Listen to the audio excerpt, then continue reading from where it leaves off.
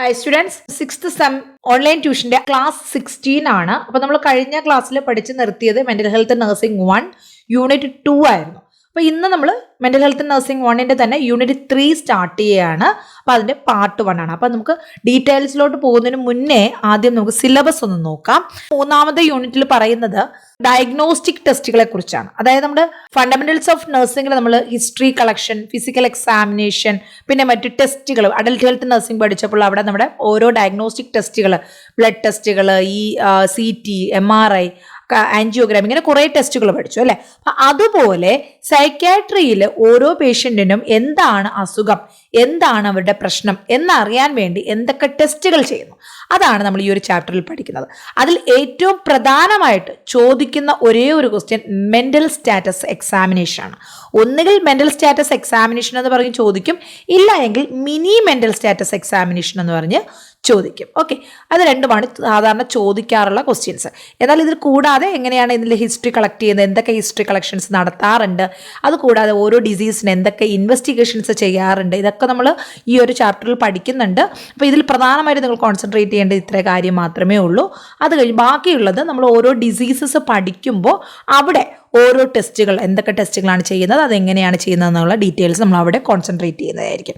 Okay, അപ്പോൾ നമുക്ക് ഡീറ്റെയിൽസിലോട്ട് പോകാം. നമ്മൾ ഇതും ശ്രീവാണി ടെക്സ്റ്റ് ബുക്കിൽ നിന്ന് തന്നെയാണ് പഠിക്കുന്നത്.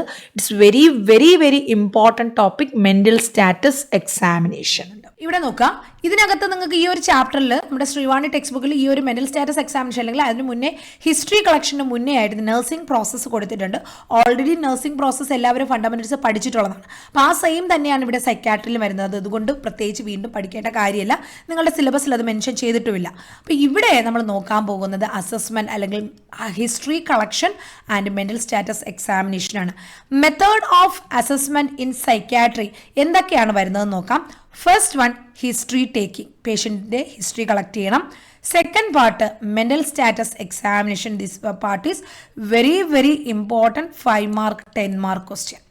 നെക്സ്റ്റ് ഫിസിക്കൽ ഇൻവെസ്റ്റിഗേഷൻസ്, അതായത് ഈ ഒരു സൈക്യാട്രി ഡിസോർഡേഴ്സ് ഉള്ള പേഷ്യൻസ് നമ്മൾ normally medical field data, informant, presenting chief complaint, history of present illness, treatment history, past psychiatric and medical history, family history, personal history.